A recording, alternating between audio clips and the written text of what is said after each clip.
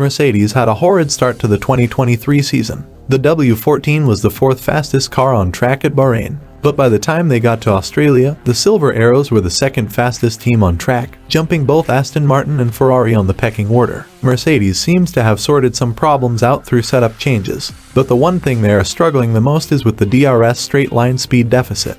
Given that Baku has one of the longest straight-line deltas with the DRS active, the team is expecting to bring a specific DRS upgrade to bring more speed to Baku. Want to find out more about the W14's upgrades for Baku? Then stick around for the rest of the video. Both Hamilton and Russell have voiced their frustrations with the car, with Hamilton saying that he doesn't feel connected to it, while Russell has referred to it as a lame horse. But with the team working hard to improve the car's balance and downforce, fans can look forward to a better performance from the team in the upcoming races. Mercedes has produced a car for 2023 that struggles a lot with the generation of downforce. This has been the case because of the team battling the rear-end issues of the W13, causing the car to bounce at a rate of knots within the phenomenon known as porpoising. In Formula 1, making a decision comes along with a compromise. In Mercedes' case, by trying to solve the rear-end issues, the team has produced a car with a lot of front-end, meaning that the car is too pointy, and with the lack of rear downforce generation, it for sure is an unpleasant driving experience for both Russell and Hamilton.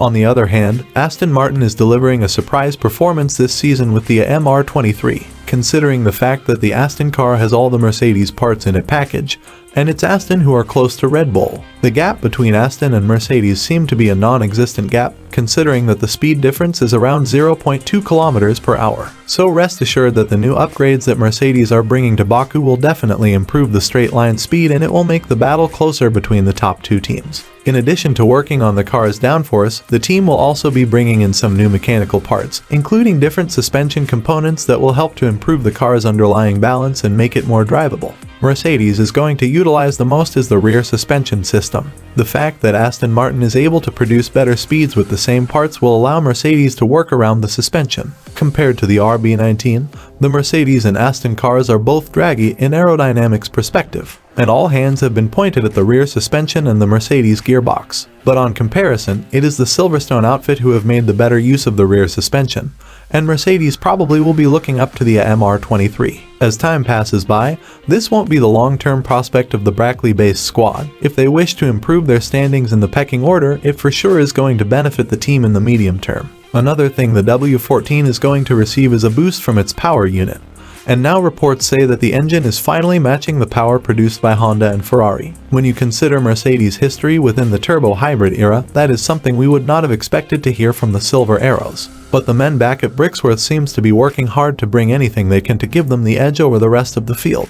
The Mercedes power unit has been the most reliable component throughout the entirety of last season. But that streak was broken with George Russell's car catching fire at the Australian Grand Prix. Mercedes has revealed that the power unit failure was caused by one of the cylinders of the engine misfunctioning.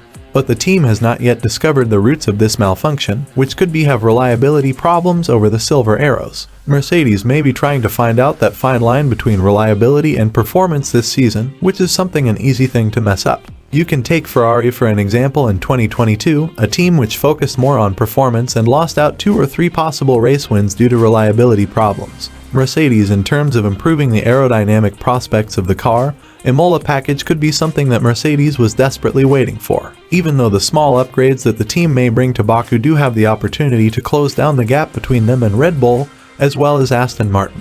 The Azerbaijan Grand Prix is unlikely to be the race that the Brackley-based squad is happily looking forward to. The team is now heavily working towards fixing the reliability issues of the W14, because if they want to be competitive, they need to find that perfect spot. This is something that Mercedes is definitely capable, considering their history with reliability in mind. Now, whether the team will be able to bring the aerodynamic gains the team and drivers have been praising for some time sooner rather than later. One thing is for sure for Mercedes, a new W14 is coming and we're down for it. How does the team plan to reduce the DRS advantage of Red Bull? That is a question yet to be answered by the Silver Arrows. The return of James Allison speaks the most. It was more than evident Mercedes wanted to experience some glory, and they would like to have an experienced person on the technical side of things. While Allison's role was clarified by Toto Wolff, and it was said that he will not be that much involved in an active role upgrading the W14. It's been rumored that his imprints are all over the upgrades that Mercedes has in the pipeline for Imola. The Silver Arrows could mainly use Allison's services in these tough times. When talking about this matter, Wolff said he's involved in the long-term strategy of the team,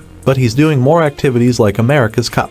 He's somebody that's still very important for the organization, as the drivers have agreed that the aerodynamics of the car definitely need a bit of improvement and revamp. Mercedes has started a new path, one from which they believe that they are able to claw back the Red Bull dominance into a much more competitive order. Wolff tried to remain realistic about the goals of the team. The team have massively shifted onto the positive side after the podium at Australia, which gives us all the right reasons to be happy. But there may be one problem that Mercedes would want to tackle down as soon as possible, and that's clipping. Clipping is a process in which a deficiency of the ERS system happens. Mercedes has been dealing with this issue for quite some time now, but they do remain relatively quiet about this. Maybe it is something which is not interfering with the progress Mercedes is making, and maybe they do believe that the aero updates will negate the clipping in the future. This clipping phenomenon was not only present in the race in Melbourne, but in Q3, in which the car loses speed despite having a full throttle on it as the battery gets drained. Clipping is usually correlated with higher drag, lower internal combustion engine power, and a worse ERS system.